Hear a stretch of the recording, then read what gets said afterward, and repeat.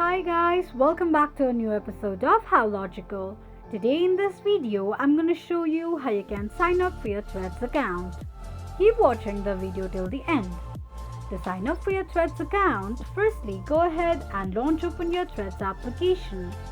The official page of Threads application will appear on the screen. Enter your username, email address or phone number and password of your Instagram account and click on login. Click on an eye icon to check if you have entered your password correctly or not. On the next page, enter your name, your bio and add any link if you want to, then tap on arrow icon at the top right corner of the page.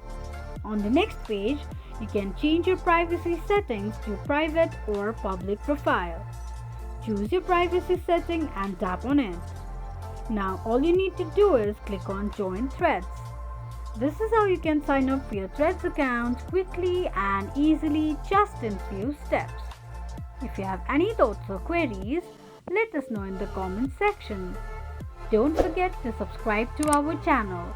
Also press the notification bell icon so that YouTube will notify you whenever we post a new video. I hope this video was helpful to you. Thank you so much for watching.